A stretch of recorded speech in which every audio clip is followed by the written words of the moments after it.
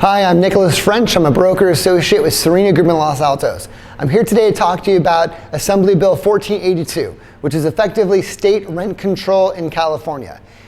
Earlier this month, it passed the House and Senate, and it's currently still on Governor Newsom's desk awaiting signature, and he's expected to sign it.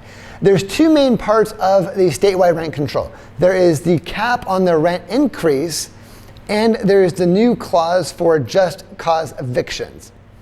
Now, the first part, which is the cap on rent rate increases, is 5% a year plus inflation.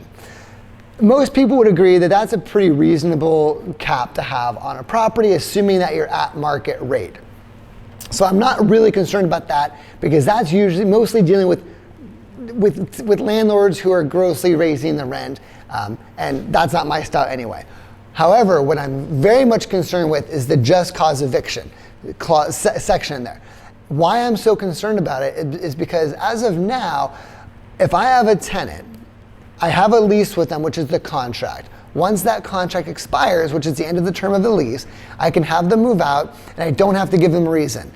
That's a very good method, because if I have a tenant who's problematic, the last thing I want to do is get into more confrontation with them.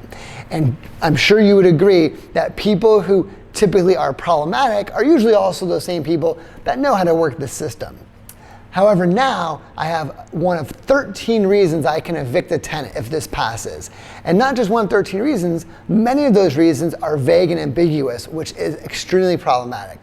Such as, I have to evict them for items such as disturbing the peace or causing a nuisance with neighbors. Well, what does that really mean? Now, at the end of the day, I might be able to win that. However, now they're going to be able to go and get some sort of pro bono attorney or law firm to go and say, hey, we're going to fight this because those big evil landlords are trying to evict you.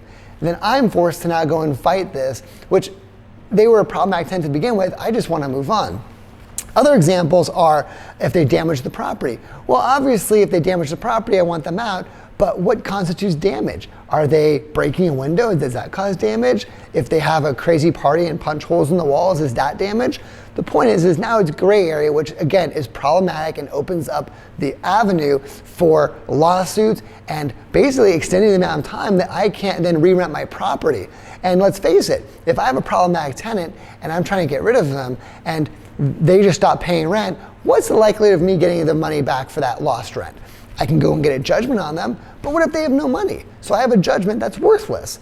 So the fact that I can no longer just have a tenant move out after the end of their lease, which is their contract, is extremely problematic. Now I'm forced to have documentation and go through a process which puts more effort on my side, more cost, more time, and a significantly higher probability that I will end up losing money.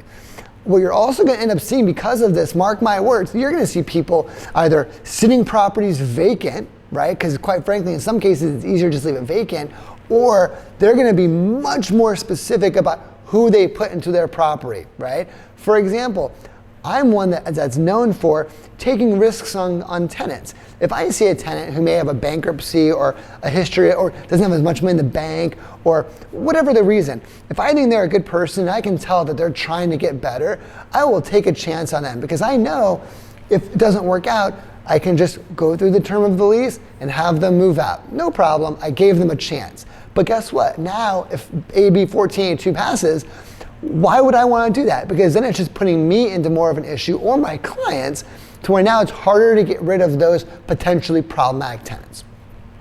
I say the 5% plus inflation cap, not too worried about that.